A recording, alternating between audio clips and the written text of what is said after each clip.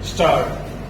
Therefore, the concept is divided into prerogatives on the one side and the powers on the other side. Stop.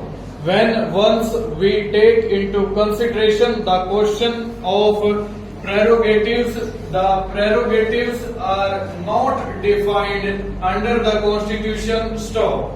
The prerogatives come into existence only under a convention but not under the constitutional powers that have been so far defined. Stop. As far as the constitutional power is concerned, I am one of those, sir, who believe that as far as the articles of the Constitution and their interpretations are concerned, the position of the President of India cannot be other than the position of the British monarch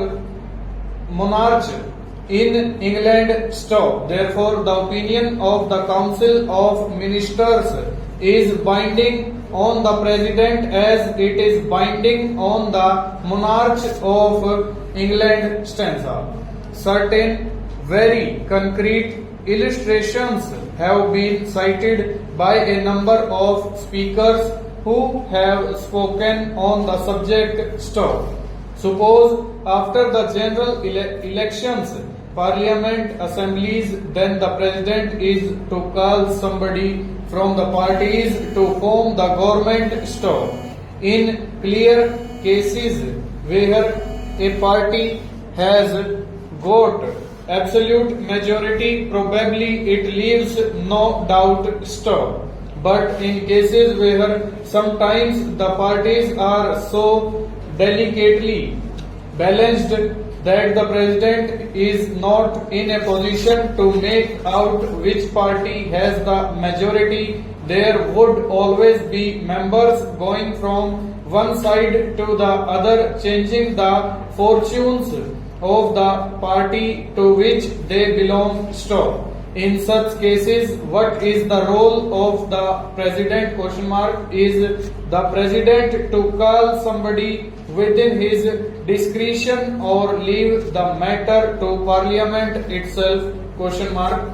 The convention so far known to the constitutional democracy is that the President or the Governor by his own subjective opinion on objective considerations, if he came to an opinion that a particular party had majority, used to call the leader of that party and ask him to form the government subject to approval by Parliament later on. Stop.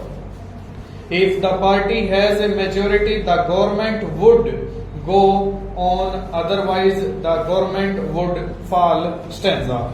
Again, they have raised certain questions about emergency when there is what is called constitutional vacuum in relation to the executive, whether in such cases the President is to act or not. Stop.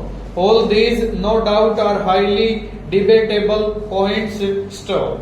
But normally speaking, as far as the interpretation of the Constitution is concerned, it is one of the attributes of law that there must be a certainty in interpretation. Stanza.